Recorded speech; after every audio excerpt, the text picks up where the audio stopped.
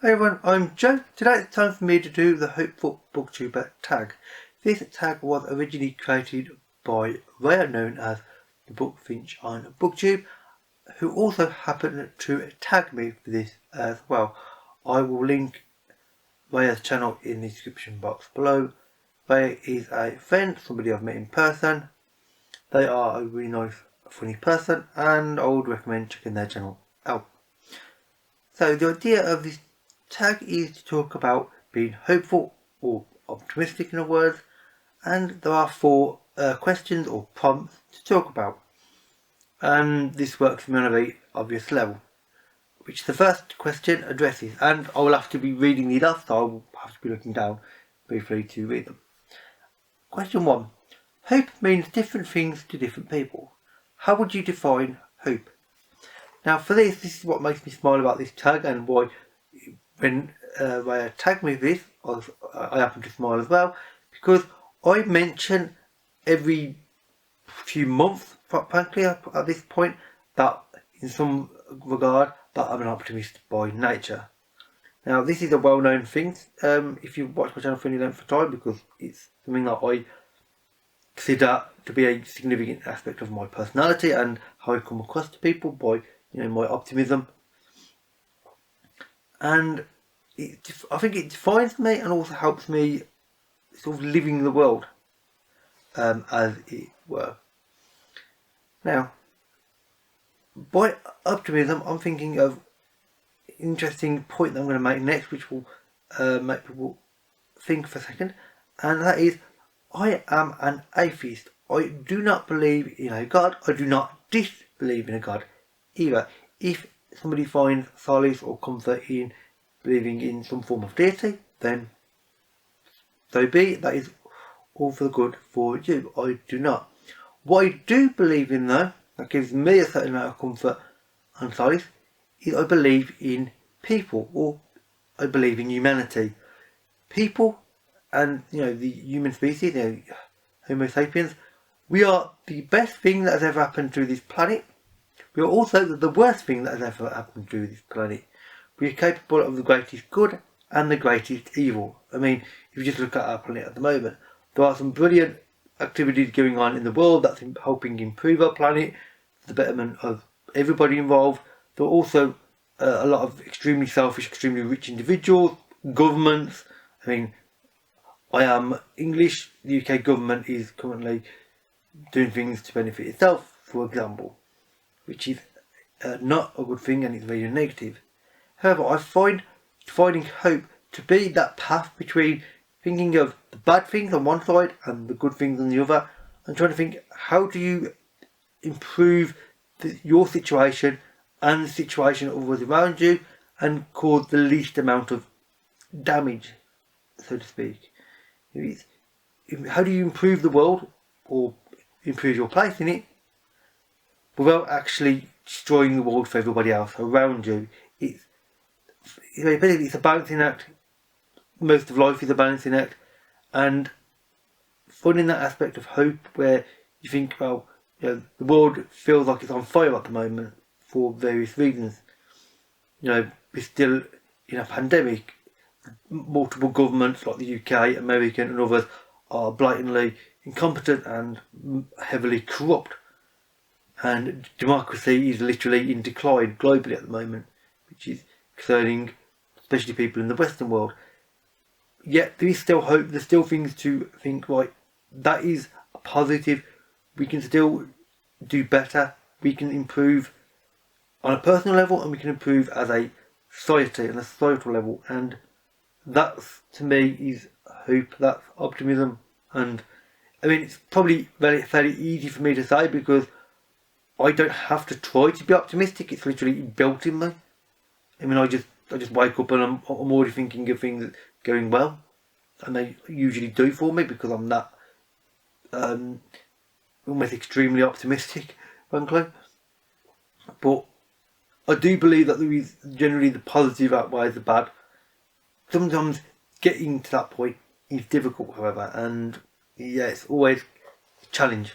But what isn't a challenge in life? I mean, that's what life is. It's a challenge to live your life well and be happy, frankly. Question 2. As a content creator, how does hope and hopefulness manifest in your content? Now, obviously I mentioned being optimistic or hope regularly on my channel, as I've just said, and got into rather more detail than I planned. And one of the ways that this manifests in my channel, other than me mentioning the fact that I'm an optimist, is the fact that my reviews of books tend to be fairly positive and optimistic, I believe. Obviously, this is my view of my own work, so my view is going to be skewed. I mean, I'm not, silly, I'm not going to be stupid with that. I know that my view is going to be thinking I have a certain way of doing my work, and it's this way. What others perceive my work as, and my booktube videos as, is a different matter. But I believe that when I do a book review, for instance, I try to, if there are negatives, and frankly most books have negatives, I try not to dwell on them. I will point the negatives out and say, yes, the book doesn't work because, I don't know, this aspect of the writing style was overdone or wasn't delved into enough and it felt weak in this area. But these several other areas were extremely well done.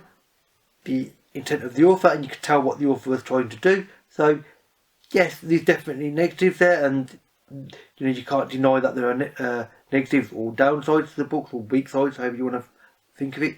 But the positives outweigh, which again harks back to the previous question, where I think that generally positives outweigh the negative. But of course, you've got to get to that point first, which is always a challenge.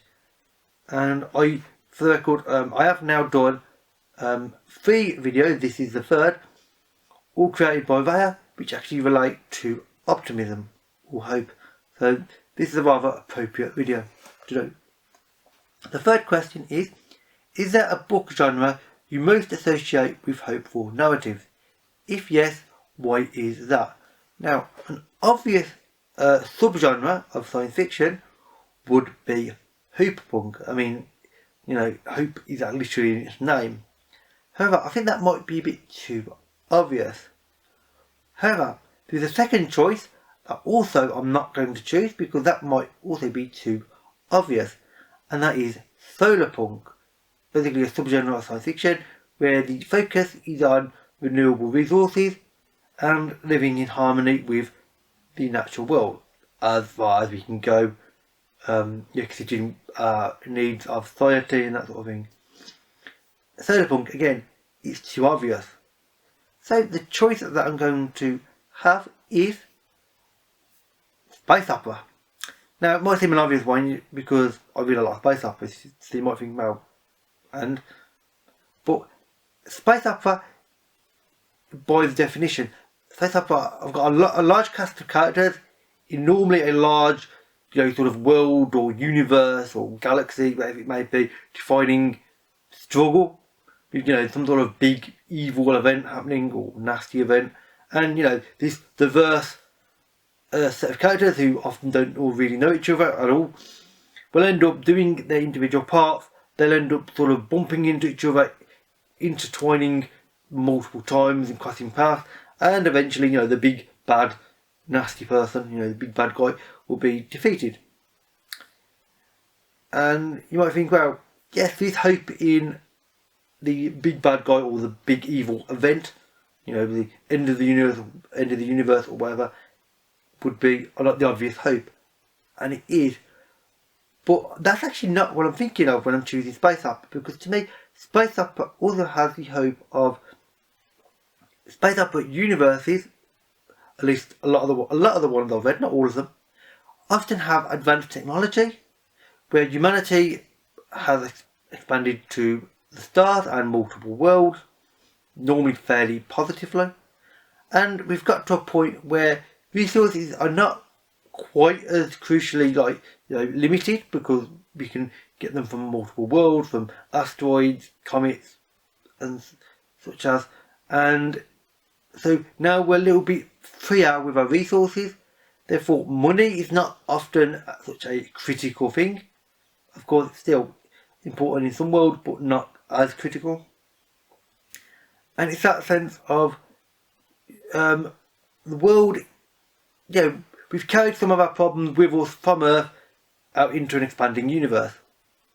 But we may have carried the problems there, but we don't focus on these problems anymore.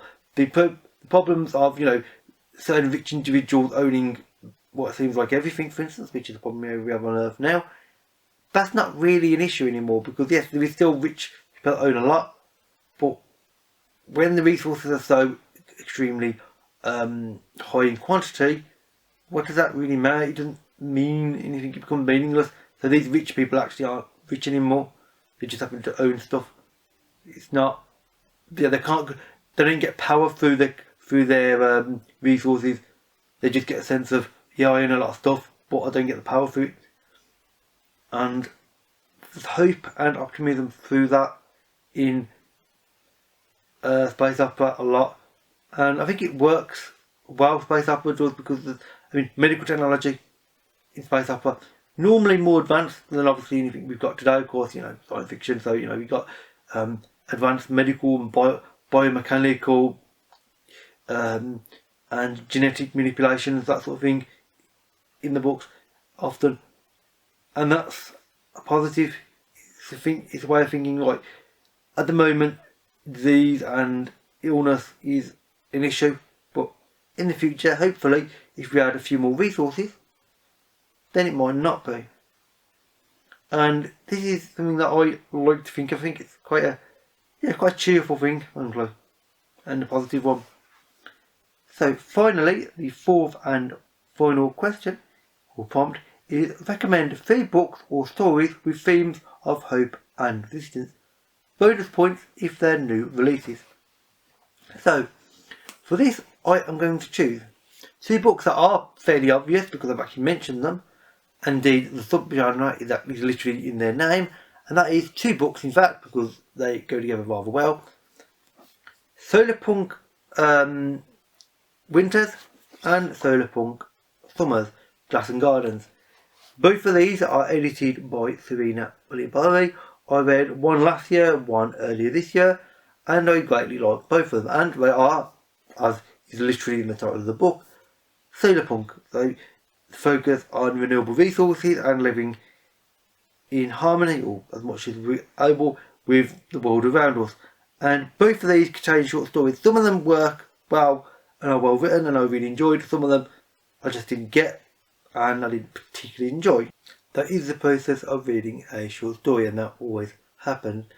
And these 2 though are particularly good examples, I think, of Solarpunk and this fairly niche subgenre. And I'm really glad I read them, and I would heavily recommend them, because yes, they've got some stories that didn't work, but they've got some really good ones that did, and I think they're actually quite positive books. The second book that I'm going to recommend is one that might not necessarily instantly fit the brief for these recommendations, but it's definitely fairly newly released, and that is Fugitive Telemetry, written by Martha Wells.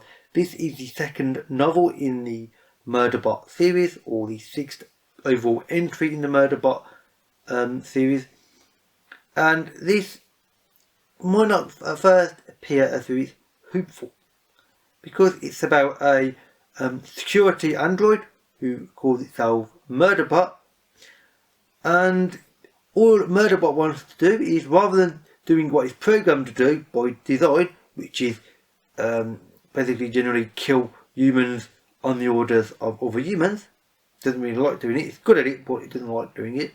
Actually, it prefers to watch its favourite TV shows and essentially sit in its room and binge watch something like Netflix or Disney Plus. And basically ignore humans, because it does suffer from social anxiety. But there is hope here, because it's like, yes, you've got this what appears to be a killer robot, but even the killer robot doesn't want to actually kill. It just wants to be left alone to do its own thing and not damage anything in life. It just wants to, watch its favourite TV shows and just, live quietly. I mean, there's a certain optimism there and a certain worldview there that I think is quite nice. I mean, frankly, a lot of people would quite like to be like Murderbot and not murder anybody, and instead just watch its favourite TV shows and, read favourite books, for example, which, you know, to me sounds pretty nice. You know, I quite like that concept. And the third and final book that I'm going to read is, and this is part of a series, so I'll talk more about the series, is The Calculating Stars, written by Mary Robinette Kowal. This is the first full-length novel in the Lady Astronaut series. This is actually written based on a short story. There is now 3 novels, there will be a 4th. And this, again, is one that you might not necessarily choose for hopefulness, because this first book starts off with essentially a giant asteroid hitting the coastline in America. It wipes out multiple American cities and devastates the US government, and basically brings about the idea of, in the future now, there's definitely going to be a new ice age caused by this asteroid. It's just a matter of time when it happens. So now we need to try to either alleviate the problem or maybe colonise other worlds. We don't really know. I mean, this is set in the 60s as well. So this is an interesting concept, and one that I think is optimistic, because yes, it may be devastation and death at the start of the book, but people are trying to do better. We are trying to improve our situation from a very bad situation, frankly, where, you know, all the destruction and such, and we are trying to say, right, let's not focus too much on what's happened. Let's try to improve ourselves, and for instance, not have wars whilst the world's literally on fire. You know, let's try to actually improve the situation for all countries, not just one. Because if one country is improved, it's nice, but if no other country improves, then that country that has improved won't improve for long. That will be pulled down by the others. Everybody has to improve at an equal measure for it to actually stick. If only one person jumps ahead, they won't be able to stay there without the other countries. Every country is independent nowadays. I mean, we're a global society. Every country links and relies entirely on other countries for resources and food and such. So one country trying to say, well, we're now ahead and we don't need anybody else, yeah, they're lying to themselves and lying to the world. Every country needs every other country, so we need to, as a species, we need to step forward and improve, not just say, oh well, our country's good or our society's good, let's us take a step forward, and we'll just, you know, push them to the side a bit and ignore them. Yeah, that's not going to happen, and it doesn't happen in this book. Countries are trying to work together as best they can. Obviously, there's still going to be arguments because we're human. It's what humans do, but we are trying to improve ourselves and improve our situation, which to me defines hope, as I've said. And with that question, that is actually it for this video. So if you've got any answers for these questions, which obviously I'll put the questions in the description box below, of course, if you want to answer them yourself. I'm not going to tag anybody, but if you feel like you would like to do this video, then, you know, please consider yourself tagged by me. If you want to know more about these particular books, then again, leave a comment. I will try to answer to the best of my ability. And if you have any book suggestions based on what I've said today, which you think I might enjoy, then again, please leave a comment, because I'm always interested in new books and new authors and the subgenres and such. And with that said, that is it for this video. So thank you for watching. I'll see you another day. Bye for now.